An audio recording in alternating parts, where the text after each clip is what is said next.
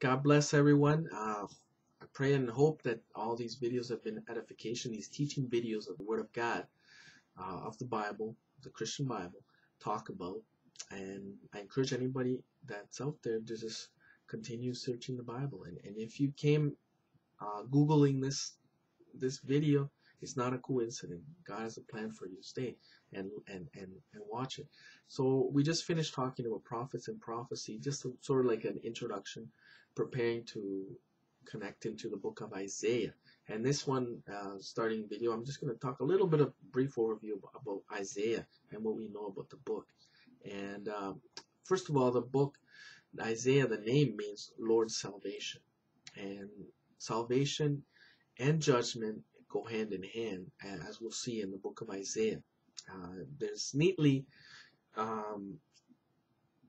There's 66 chapters in the book of Isaiah, so it neatly you can see it like an illustration, like the Holy Bible, which has 66 chapters in the whole Bible, also 39 in the Old Testament, 27 in the New Testament. So the book of Isaiah has 66 chapters as well, and you can divide it into a couple parts. Chapters 1 to 35 dealing with God's judgment, and chapters 40 to 66 are dealing with God's salvation. So as we were talking about, his name means Lord's salvation, and salvation and judgment go hand in hand because there's a choice: choose good or choose bad. And in between those chapters, chapter 36 to 39 is the historical life of King Hezekiah.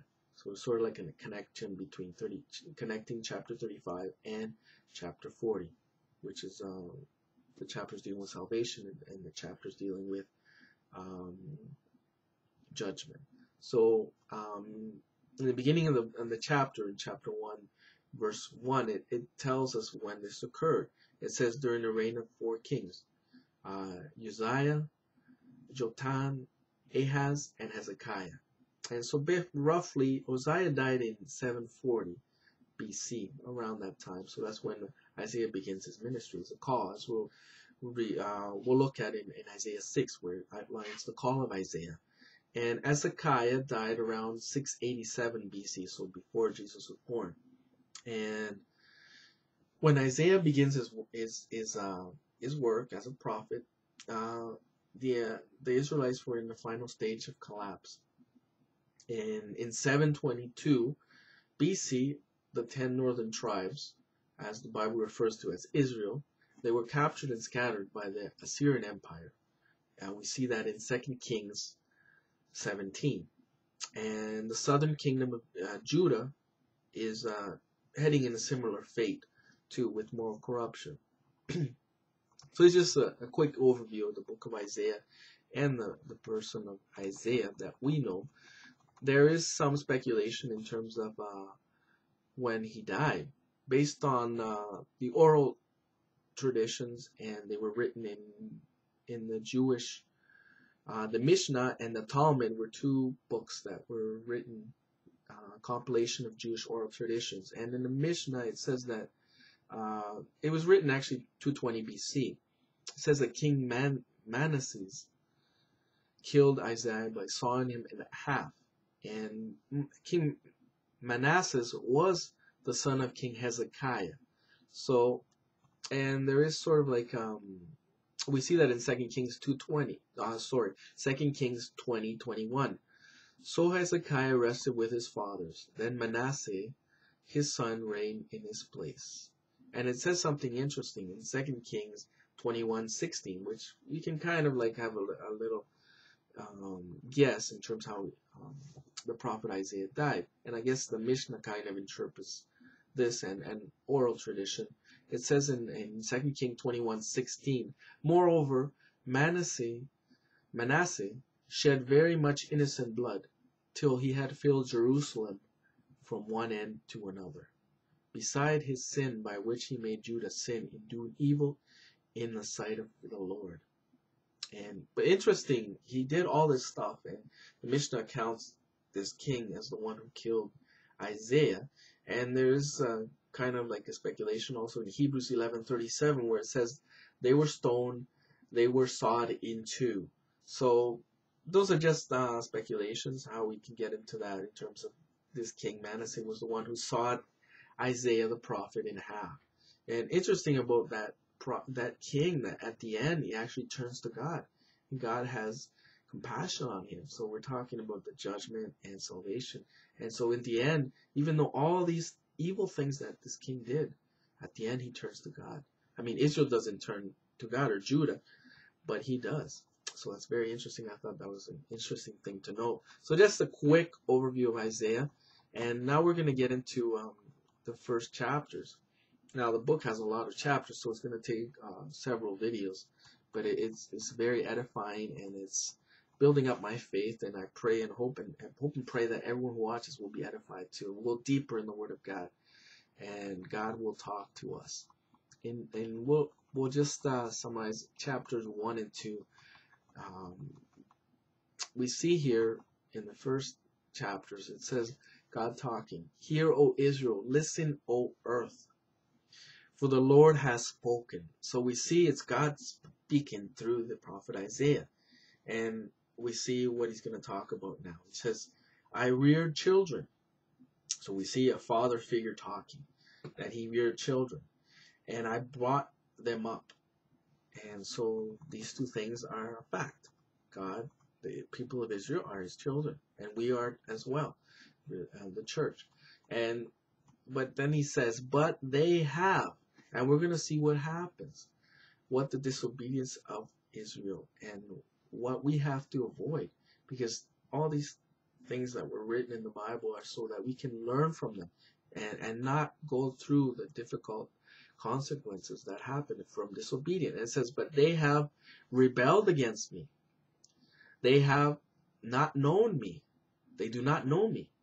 They do not understand. They are a sinful nation, a people loaded with guilt." So we see all these stuff. It's all adding up. "A brood of evildoers." And both Jesus and John the Baptist use this term in the New Testament, "you brood of vipers." So it's a very strong term, and it was seen in the Old Testament.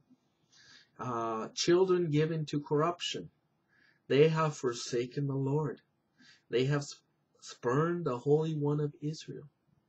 They have turned their backs on him." So we see all these things, and it connects all the bad things that are happening, all the things that they're doing, they're rebelling. So we see why judgment is coming, and it should give us a warning also, things to avoid. And he even answers it, "Why should you be beaten anymore?" God asks. "Why do you persist in rebellion?" I mean, God is talking here. And then he says what happened. "Your whole heart is injured, your whole heart afflicted. From the sole of your foot to the top of your head, there is no soundness. There is only wounds and welts and open sores not cleansed or bandaged or soothed with oil." So he's saying, you guys persist in this disobedience, and you guys are facing the consequences, negative consequences. Why do you continue in this? Turn to God. He will forgive you. He will restore you. And it says, "Your country is desolate. Your cities burn with fire.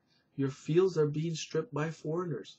Right before you, laid waste as when overthrown by strangers." So this is the situation that Israel and Judah are facing. And now it says here, "Hear the word of the Lord, you rulers of Sodom. Listen to the law of our God." So obviously Sodom has been destroyed for countless years before. But he talking about spiritual application, spiritual Sodom. "Listen to the law of our God, you people of Gomorrah." He's calling his people Sodom and Gomorrah spiritually. And so we got to understand, what was the sin of Sodom and Gomorrah?